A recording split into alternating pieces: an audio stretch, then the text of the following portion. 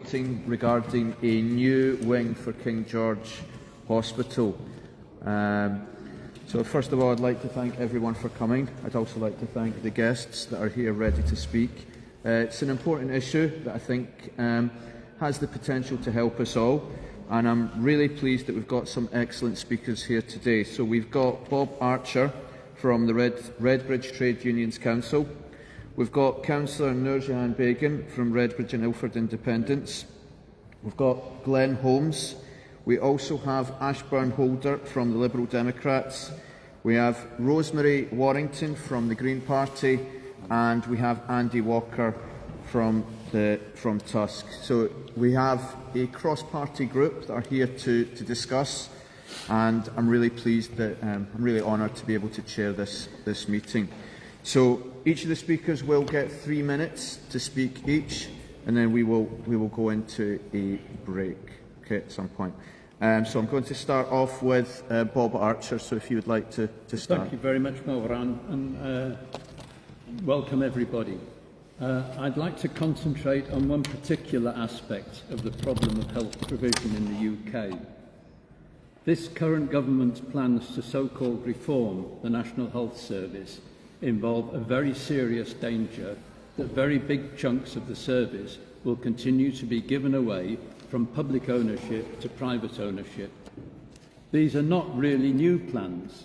Their main elements were already contained in the Darcy plan that was brought forward under Tony Blair and which aroused such opposition here in Redbridge. Pressure to privatise the NHS is persistent, powerful and driven by greed.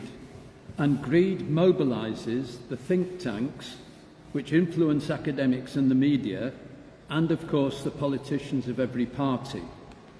These people resent every penny which we take from the rich and spend on less fortunate members of society. These people who make a religion of Adam Smith's primitive attempt to understand capitalism scientifically nearly 300 years ago, they share Adam Smith's rose-tinted view that if the business people who run the economy are doing well, then the very beggars at their gates will be better off. Adam Smith never asked why that particular citizen, the beggar at the gate, got reduced to poverty in the first place. These privateers are not interested in our health as such. They are interested in our money. They are not particularly interested in hospitals, which can be expensive and difficult to run, which is why King George now is short of doing its job. They tend to concentrate on more basic services, clinics and auxiliary services such as pathology labs and blood providers, as well as IT systems where their accounts can show a clear bottom line. We can all see how dangerous this is when the privatised blood provider in parts of London was recently hacked in a ransomware attack. Vital operations were cancelled and a lot of confidential patient information was leaked. Keeping all these services within public ownership and the NHS, that won't stop hacking, but it does give the public a certain control, which it doesn't have when private contractors get involved. Some 15 years ago, the Darcy plan already involved the establishment of polyclinics, providing many services outside hospitals but under one roof in the community. The Labour Secretary of State back then for Health made a big play about such centres. His successor has dropped the word polyclinic because 10 years ago such plans were vehemently opposed by community groups here in Redbridge. Sorry. Bit more to come. Nearly time. The Loxford Health Centre is an example of how services will be provided in future in the heart of the community. It was privately owned and it is run by an American healthcare corporation, but it is still badged as NHS. I recently had to use the ultrasound clinic at the Loxford, referred there by my GP in Forest Gate. For a start, it was hardly at the heart of my community. I had to take 2 buses to get there. The centre is starting to look a bit dilapidated. There were 2 lifts to the first floor, but neither of them was operating fully. The toilet was in a shocking state. I'll cut short my comments here because time is short, but I will say it is essential that in this borough, if we're to defend the health services, we must establish an active branch of keep our national health services public. And we have to fight on the heart of the problem that the NHS has to continue in the hands of the people of this country. Thank you very much, Bob. So thank you very much, Bob, from the Redbridge Trade Unions Council. I'm now going to ask Councillor Nurjahan Begum, if you can go next, please. Thank you. From Redbridge and Ilford Independents. Thank you very much, everybody. Thank you to Andy and others present here on the panel and yourselves for turning up on this very, very important issue. So after years and years of austerity, neglect, there are areas where people need the NHS most often, have the fewest GPs, and Redbridge is one of those areas, the least served in terms of GPs and health professionals. The worst performing services are here and the longest waits, a phenomenon dubbed as the inverse care law. Working people are spending more of their lives in ill health, and life expectancy is among the lowest, particularly for women. Now, Labour has published the 10-year NHS plan. Without proper funding, staffing and delivery detail, it cannot live up to its promises. What are they promising us? A doctor in your pocket through a greatly enhanced app, 24/7 health service and advice, easier online appointments and a shift towards preventative medicine and neighbourhood health centres. Whilst modernisation is essential, ambition is good, but delivery will be crucial. Digital and infrastructure reforms are needed to deliver the improvements that the NHS needs. With the NHS under constant pressure from an ageing population and rising demand, the question of how these reforms will be implemented is front and centre with all of us.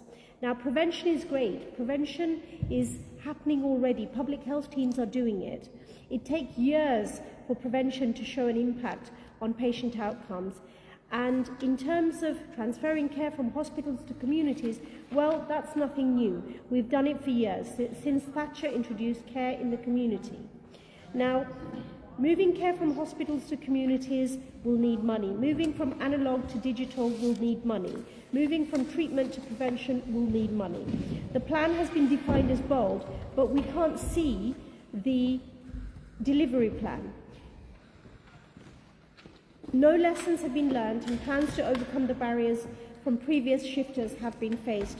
Over-reliance on AI and technology, while empowering, won't fix underlying factors. We need direct financial investment in technology and staffing. Sadly, this new change means half of NHS England and ICBs will be gone during its merger with the Department of Health and Social Care. The Health Foundation has shown the health spending will grow by 2.8% a year in real terms in 25-26, lower than the historic average of 3.7%. Now, there is very little detail in this plan. We, as a society, were promised cradle to grave and free at the point of contact and publicly funded, publicly owned NHS. These are empty words, and we see no real change. We see no word about the crisis in recruitment and retention in the health service. No funding for social care. Social care is on its knees. And a huge lack of resources. Locally in King George's, Wes promotes 61 million funding cuts and 115 jobs lost. In Redbridge, we've already had 3 major incidents where we ran out of beds and people are waiting longer and longer in A&E. Now, in order for us to move forward, we need all of you to be galvanised, to sign petitions, write to your MP, get involved in the campaign and get the word out, and ultimately to vote Labour out. Thank you. Thank you very much. Delighted that the next speaker will be Mr. Glenn Holmes. So. I used to be a teacher. Just the way it is. There's no organisation attached to me. I do have my own organisation that I formed the last election. I'm the new SAS, Socialists Against Streeting. Now, I think the timing of this is really appropriate because we've just had Streeting's new plan, so it's about time we've got something going. Now, its cornerstone idea is to improve the efficiency of the NHS. But as Noel says, precious little detail, precious little funding. What detail? I mean, he announced this week that the NHS consultants, we're going to boost efficiency. The NHS consultant will come and visit you in the community. So how's that conversation going to go? Where's the doctor? Oh, he's stuck trying to get off Redbridge Roundabout. Yeah? That's going to send efficiency through the roof. He's planning, and note that word, planning, to build new health centres over the next 4 years. Because hospitals are bad. Yeah? It's like the old 1984. Yeah? 2 legs bad, 4 legs good. I might have got that the wrong way round. Yeah? Now the thing is, do you remember Boris Johnson promising us 40 new hospitals? Yeah. Has anybody seen one of them lately? No? I think that Streeting, with his 4-year promise, is going to do what Johnson wants. Yeah? We ain't going to see these things. And anyway, we have GP surgeries, which are in dire need of repair. We have existing hospitals, which are in dire need of repair and expansion. But unless you put the money in, it won't make any difference. Why not focus on those things? He talks about GP training. Oh, we're going to train more GPs. We don't even employ all the GPs that we currently train. Right, but there's one thing that I want to say to you, one thought that I want to leave with you, which is, I think, probably the most important thought of all. Society has never been changed by someone asking nicely. Never. Change happens because someone got a bit awkward, got a bit obstreperous, I like that, got a bit obstreperous, even got a bit disruptive. The government is currently quashing or going through the motions of quashing the protest that we have against things like Palestine. They want to quash protest because they're happy with the way things are. Let's make them unhappy. Let's get a bit obstreperous. Thank you. Thank you very much, Glenn. Now delighted to pass on to Mr. Ashburn Holder from the Liberal Democrats. Thank you. Thank you, Andy, for inviting me this evening. Ladies and gentlemen, thank you for being here this evening as well. Ladies and gentlemen, we are here to talk about the new wing of the King George Hospital. Now, let's be clear. We are here to talk about a new wing for King George Hospital. Is that okay? Yeah. Right, let's be clear about this. Redbridge is growing, and Redbridge is growing fast. Like it or lump it, we are growing so fast, all you see around us is building. Building causes traffic. Traffic causes pollution. So we have more pressure on our services. That's for sure. Now let's be clear about this again. Redbridge is growing fast, faster than you think. And I'll repeat that again. It's growing in housing, it's growing in traffic, and it's creating a major issue for our health and service. That's why a new wing we need at King George's Hospital. This means by having this new wing, we're going to have more operation, we'll have faster and shorter waiting time for our residents, and we'll have a better service for our mothers, our children, our disability, and also the elderly. Our society is growing older and older, and Redbridge needs that service. No matter what, that service must be there for our elderly, for our generation. So that's why it's important. Last week, I was at Queen's Hospital, just a sort of a routine check.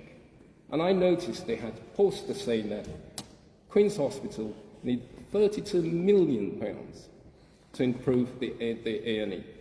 £32 million. Labour promised in their manifesto, they specifically said they will improve on healthcare. They never said in the manifesto they're going to cut back on our social service. Never did they say that. So they breached the manifesto. They lied to us. They lied to you as members of the public. How could we have a party that actually tells lies about something so important and so close to us? The NHS is stressed. It's stressed so low that we as residents are feeling the pinch. We go to hospital, there's a problem. We go to our doctors, there's a problem. There's a waiting list.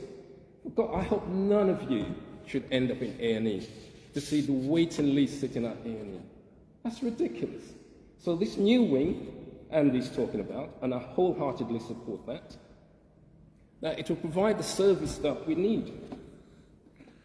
Let's look at the overall pollution, the problems we have in Redbridge. We have City Airport is coming up, and what's going to happen? They're expanding City Airport, so we have more pollution. We have traffic pollution, we've got overhead pollution. Overhead pollution. That's creating a strain on our health and for our community. So this wing is not about politics. It's about people. It's about people's lives. It's our lives. Our lives are important. Our health is important. So this new wing, I'm comfortably working with Andy. Together, we can achieve what we want. We can achieve what the people want. A new wing, new service, and better healthcare for all of us. Thank you. Thank you very much, Asper. I'm now delighted to pass on to Rosemary Warrington from the Green Party. Thank you, Rosemary. Right. Hello, everyone. Thank you for this opportunity to reinforce this campaign. This very much is a question of follow the money. In April, the Good Law Project, who has been following what Red Streeting has been doing, had another £58,000 donation from the private health sector. And they're asking the question, what does the private health sector expect in return? And that is just, the latest donation this year. He's had more than 60% of his donations he's accepted since he entered Parliament in 2015 were from companies and individuals who are linked to private health. These latest donations bring the total to £372,000 as donations to West Streeting and his office. So what are they getting for that influence on health policy? And, the 14 new hospitals we were promised, Whipps Cross in Waltham Forest was one of the highest priorities of those hospitals. There is planning permission to rebuild it.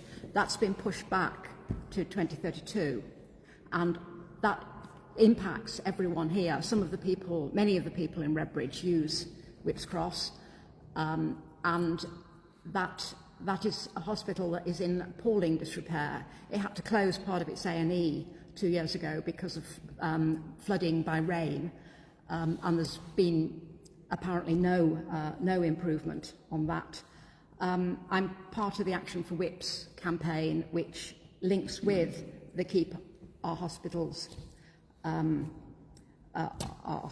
Public campaign, and currently we have the Margaret Centre there, which is end-of-life palliative care. That is the only centre in either Waltham Forest or Redbridge for palliative care, and there are no plans to replace that when Whipps Cross is redeveloped. And there's going to be this desperate need. I mean, all of us hope we will have a good death. We need help for that. And so this is, the health service between Wolverhampton Forest and Redbridge is so interconnected. There's so much pressure. We need a new wing in King George to meet rising population, both as people live longer and there are more births. We need a unified health system that is a decent employer and works for everybody. Thank you. Thank you very much. So, thank you very much, Rosemary. Just a point. Number of people mentioned the Labour Party were actually invited here, and other political parties were invited. So I did actually hear Andy at the council meeting inviting Cam, but for whatever reason, he gave an answer at the council meeting as to why he didn't choose to come. I'd like to now pass on to, last but not least, Mr. Andy Walker. People might be thinking, why on earth have you got this huge town hall with there's so few people? Well, it's a statement of intent. It's what you would expect from the governing body in Redbridge. They keep on building high-rise after high-rise, yet they do not lobby the Secretary of State for Health, who lives in their own borough, for additional facilities for King George. That's got to change. Another reason for why we need this town hall, next year there is going to be elections in May. And hopefully, I will book as we've been doing this for years now, we'll book it again in the summer.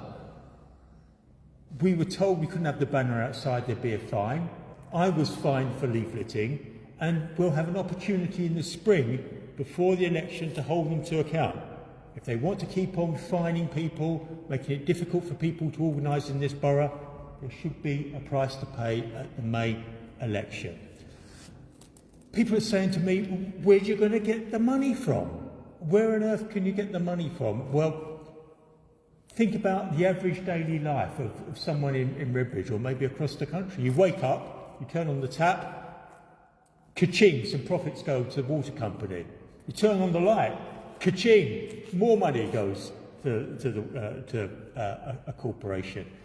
You might drive to Queen's Hospital because you're not well. Built with a PFI deal. Again, ka-ching for the private sector. This is a little prompt for me to say that some things don't change. This is, I worked with the Trades Council back in 1998, where we were saying, don't have PFI again. People don't know what PFI means. That means the private sector, wanting as much money as possible, raises the money instead of on government debt. Government debt is the cheapest form of debt. So we're going to get mullered again if Wes's ideas of the new hubs go through. So that's one source of the revenue.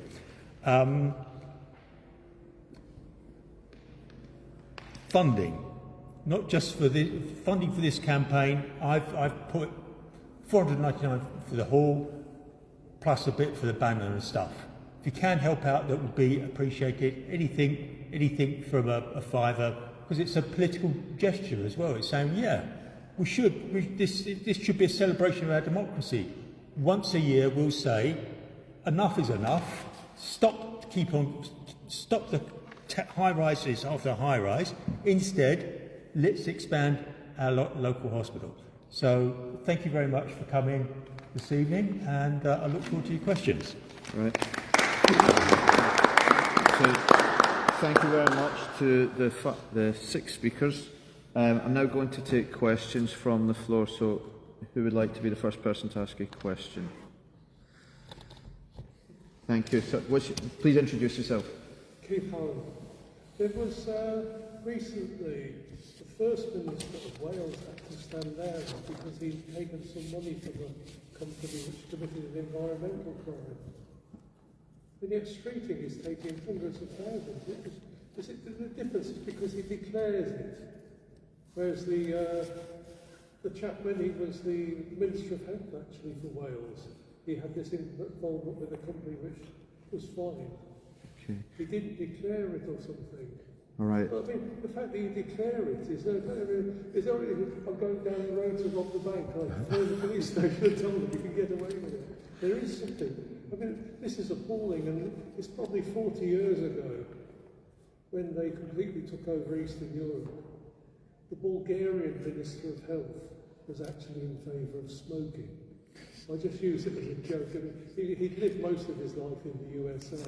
He went back when communism collapsed, and some finance thing he won government. He was Minister of Health, and he was actually in favour of smoking. What a joke, what a joke, what a joke. We've got it here with the Minister of Health now. He's in favour of privatisation. Yeah, all right. Thank you very much for that.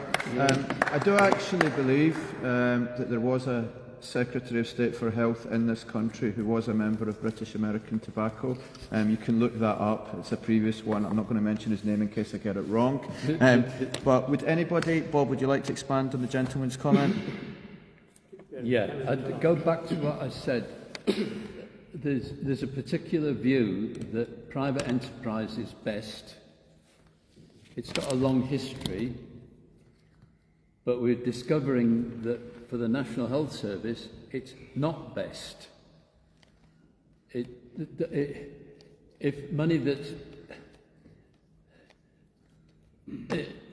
that we take off them and put into the National Health Service and put into education and put into housing is all of a benefit to the people of this country, and it's at the expense of the ultra-rich, who are so rich they can't even buy their 100th Lamborghini. You know, there's no point. They've already got it. All right. So you have to take it off them, and it is right to take it off them because all that value was created by workers anyway.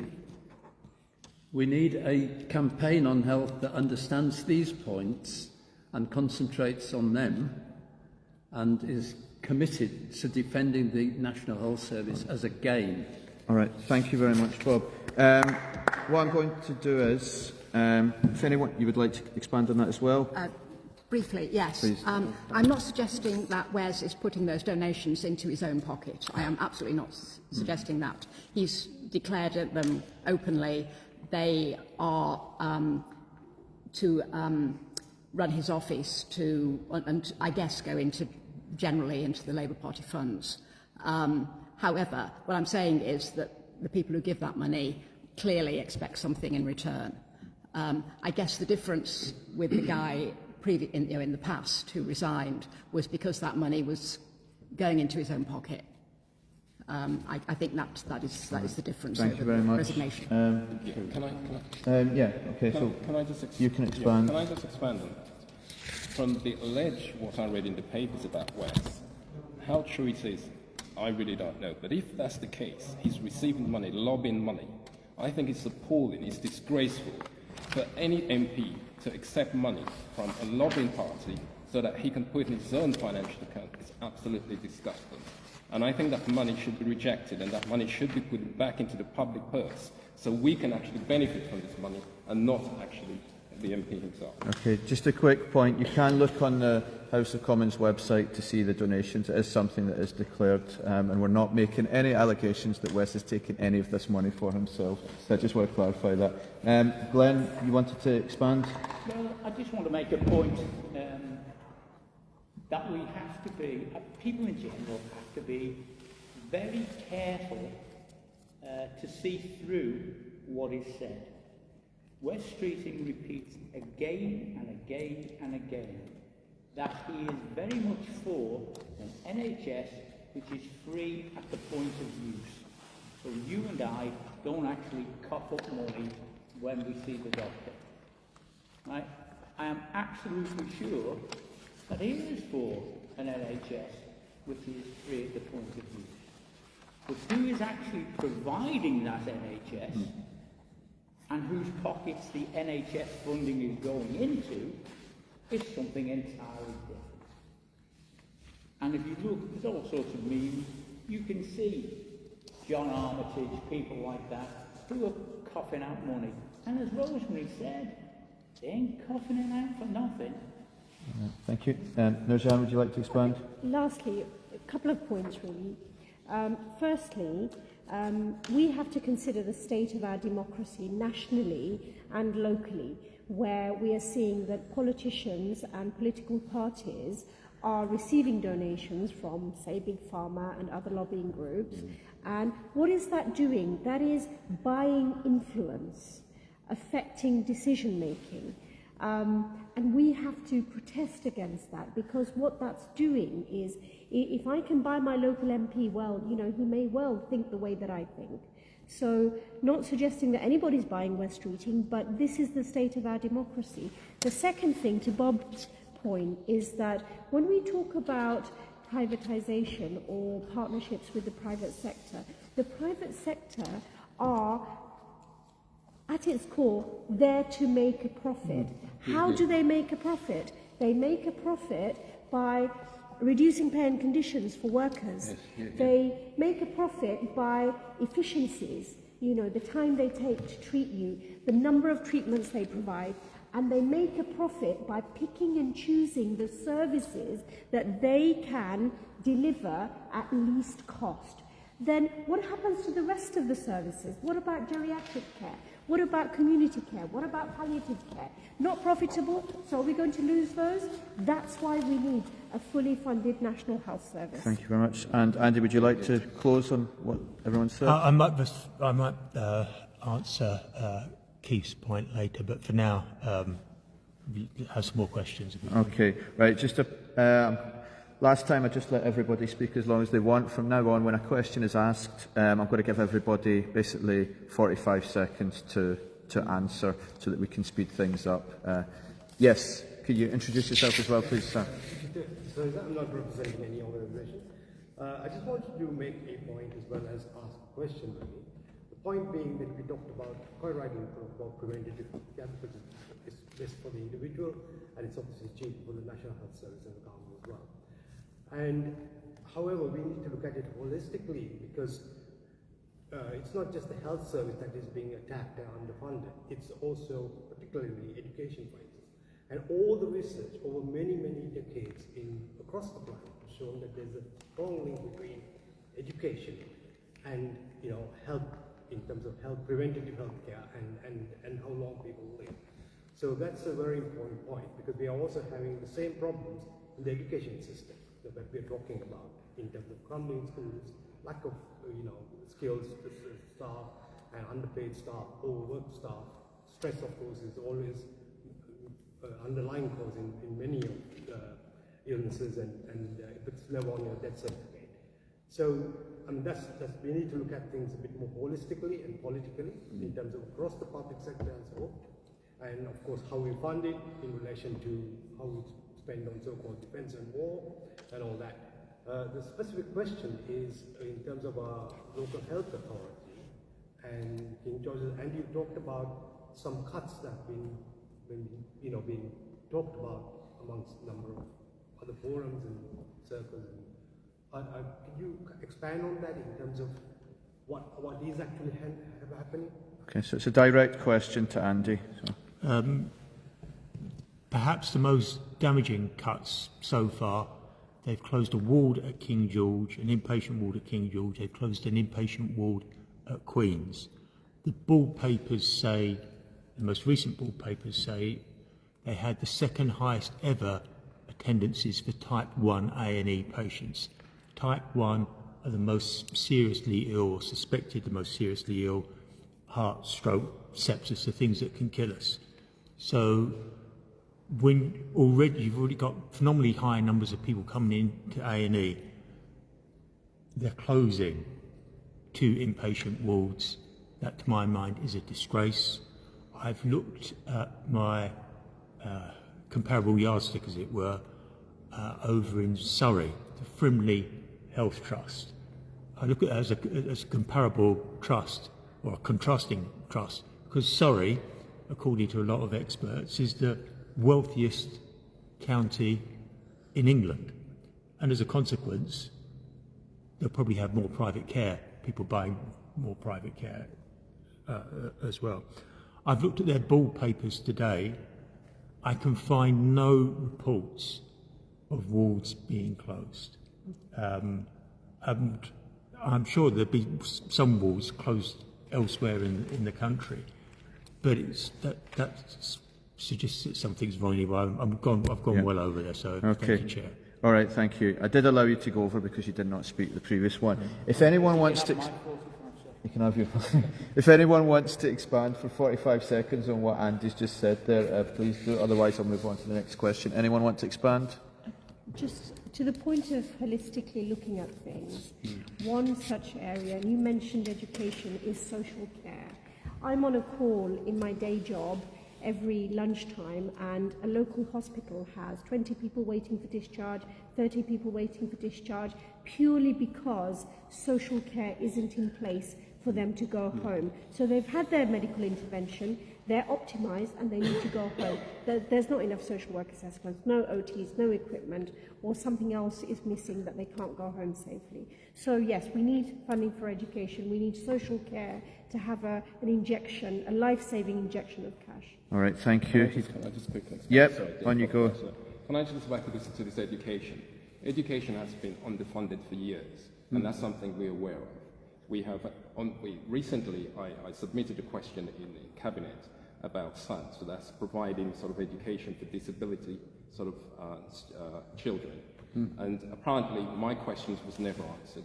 And I then read in the papers that I think the school bodies, whoever it was, actually slaughtered sort of Redbridge for providing a service for disabled children. So yes, it's been underfunded. Yes, we know about it, and Redbridge should be doing something about it. Coming back to the point where you said about the hospitals, where the expansion are, as Andy rightly said, we had 2 wards was closed, which is appalling compared to service area. And on top of that, they're asking to cut. Quickly, please. 63 million pounds. So therefore, you're absolutely correct. I think we as a community need to stand up and say no to this. All right, thank you very much. Okay, I'm going to move on to the next question. So does someone else have a question? I've got a question, but I prefer to go last. Prefer to go last? So, yes, you'd like to introduce yourself as well, please. I'm James Glasgow. I'm a Redbridge resident for the last 48 years. And see, when they started the National Health Service, the then government decided it was not going to be democratic, because you never had elections to members of the health authorities, never, the last 50 years. And now, when it comes to democracy, notice that all the parties in this country, bar 1 or 2, have never said a word about contributions to defence. Now, Keir Starmer's trying to pay 5% of all our earnings to defend a country against an imaginary aggressor, right? Now I come from Asia. Now the latest thing is we're going to war with China over Taiwan, when not one of our MPs can tell you where Taiwan is. Now it's time that when we campaign about local issues, we bring in the global issues. That if our money that is spent on unnecessary wars to purchase goods from America, they're only goods, they can't even defend you. That the Chinese have shown in the war between India and Pakistan how the Chinese planes outdid the European planes. So we should address these sort of things too, not simply confine ourselves to local issues. Okay, thank you very much. So, General, for the guests here, so it's a point there about should we combine, when we're campaigning, should we talk about the global issues as well as the local issues when we're discussing things such as a new wing for King George? I'll start with Glenn. Would you like to talk about that? No, I was just going to say, I'm very surprised that MPs don't know where Taiwan is. I would have thought at least some of them would have had a subsidised trip there by now. Okay, all right. Thank you for that point. Asper? I totally agree with you. We should also implement global issues as well. I think the 5% we're going to spend in arms, I question that myself. Who are we going to fight? And what's our money is spending? And then on top of that, increase our taxes and so forth and so forth. But yeah, you're absolutely right. We should be talking about global issues. Yeah, so just to clarify, it was 3%, but it's gone up to 5%, and that was under pressure from President Trump that believed all those members of NATO should increase the defence spending. So, would you like to expand on it? I completely agree with you. I think there is actually a concerted campaign, welfare not warfare, where we're challenging the government as to why are we increasing defence for these wars that we don't agree with, and there's no mandate for us to actually object. Now, the reality is that when we're discussing local issues, of course, there are other issues like Gaza, like Syria, like Zelensky asking for more money. All of these issues come to play. I think sometimes we have to focus on the very issues that affect us day to day, but I do agree with you. I think we need to do more work on that. All right, thank you. You did that under 45 seconds. Andy, I'm going to pass to you. That's fine, I've done. Okay, Rosemary. Yes, certainly that the rest of the world impacts our campaigns, that our NHS would collapse if we didn't have foreign-born staff, doctors, nurses, people that we are taking from the global south and expecting the global south to provide their training, and then there's the global supply chains of coming from the rest of the world. That impacts our NHS, our education, and certainly dumbing down education is a political choice. It's going down to having, reducing people to being people just time, please. Sorry, thank you. Spending money. Okay, Bob. Yes, I tend to agree with Rosemary. Ask yourselves the question. We have the United Nations. We have an International Court of Justice. They have said certain things about the current situation that are very true. None of the big powers gives a flying piece of dirt about it. They have no power whatsoever to impose justice. Why? Because in the world, every country has its powerful exploiters. Every country, China, Russia, Britain, America, France, all of these countries want to expand and seize territory that's not theirs. Taiwan, Ukraine, Gaza, all of them, please? And we have to somehow get our heads around that. Thank you very much. Can I just say something very quickly? Very, very quickly. Okay. We're not going to war, but we are going to buy the weapons. And the reason why is that the armaments trade is by far the most corrupt trade in the world.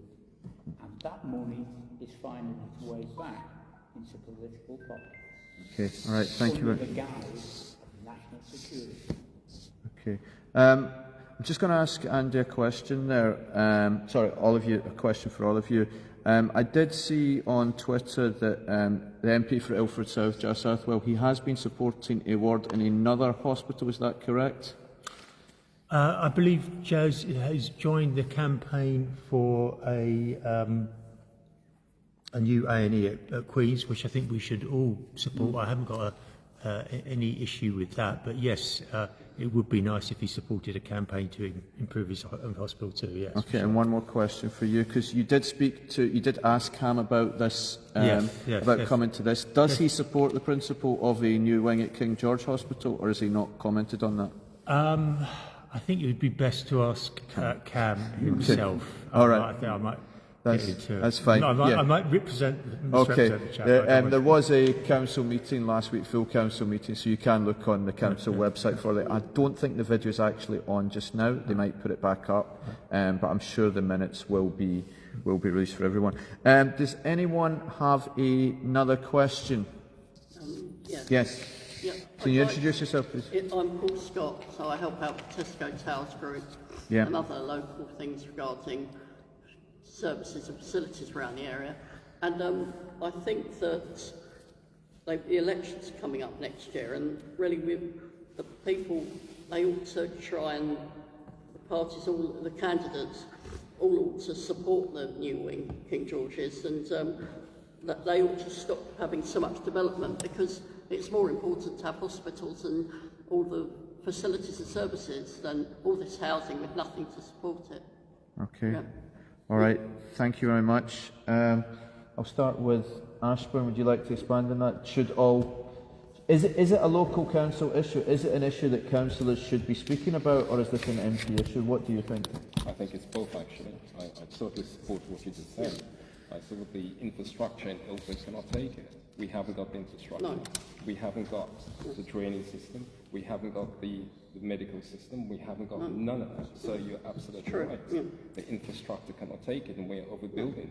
If you look around you everywhere you turn, it's building everywhere you turn. It's ridiculous. Yes. You know, it's disproportionate to the area you're living. And on top of that, you'll have a parking issue. Local residents will have nowhere to park. Yes. That's another problem, another cost for local residents to find somewhere to park. And again, the cost, the amount of money Redbridge has made during parking. Have you seen the figure for amount of money they made a year in parking, for fines and parking? It's ridiculous. And I mean, that money, where did it go to? All right, Ashburn, I'm going to need to... Thank you. If you've got a final point you want to say? That's fine. All right, thank you. Nurjihan. Definitely this is something that councillors and elected MPs should be speaking about. Firstly, if you look at this Labour administration, over the last 10 years, they have created a situation where we have overdevelopment. Yes. You only have to look at Ilford Town Centre to see the number of tower blocks on top of each other. Yeah, it's true. Have we kept up with the amenities and the health services and the school places? No, we haven't. No. Now, they might argue, oh, there's a community infrastructure levy, but that isn't actually spent. There's no obligation to spend it where the development happens. The developers generally dodge it, don't they? They do. So I would say this is something that we need to deal with. We also need to understand that as citizens we have power. In the next May elections, we can actually change this leadership and make change. All right, thank you very much, Nurjihan. Can I just say one thing? Yeah, on you go. I could spend a few weeks saying stuff about this meeting, but we haven't got time for me. I'm just going to say one thing. If we had a law that protected whistleblowers, a specific law in this country, and all political parties focus on that, where inner revenue, customs and customs, would follow the money in their investigation, we would clear up a lot of the corruption that goes on. I talk to people who are in business, who own big developers, own lots of property, and they have a little giggle when I mention corruption, right? Because they know the brown envelopes that move around, right? And if you put stuff in your kid's name, your cousin or whatever, on a bank account that you've got that, before you got married, with a maiden name, then nobody can find it. But there are people who work in the offices who know what's going on, but they dare not speak up. This is both in government and in local government, right?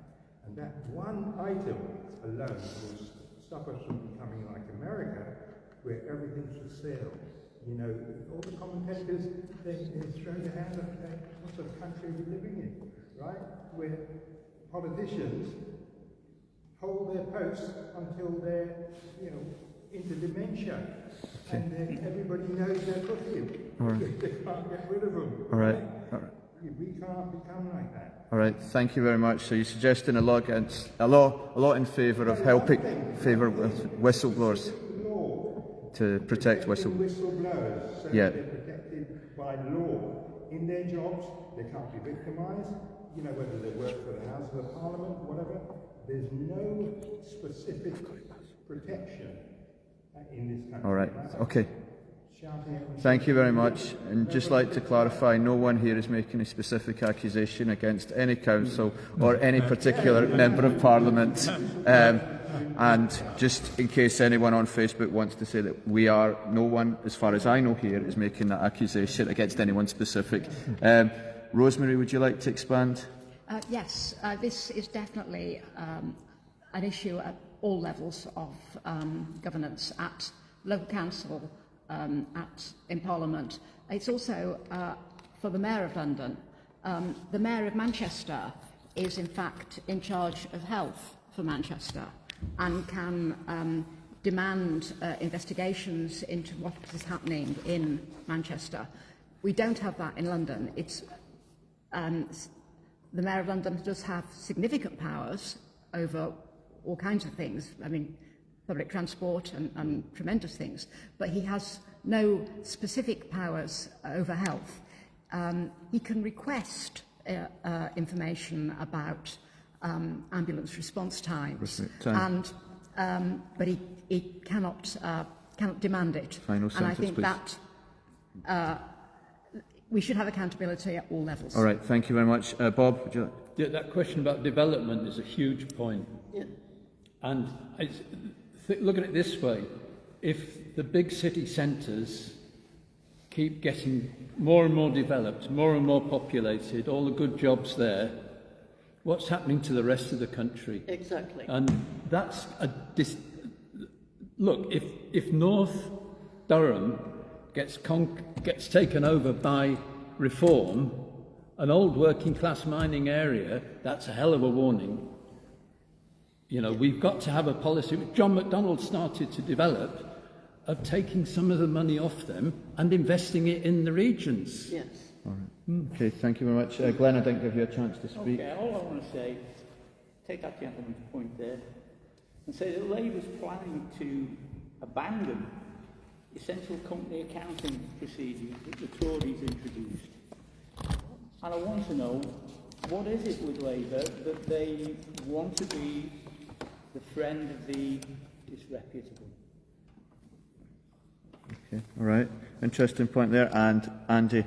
On the whistleblowing point, we've got no power locally to change the law on whistleblowing, but we can lobby councillors to say we want as much information as tenders as possible.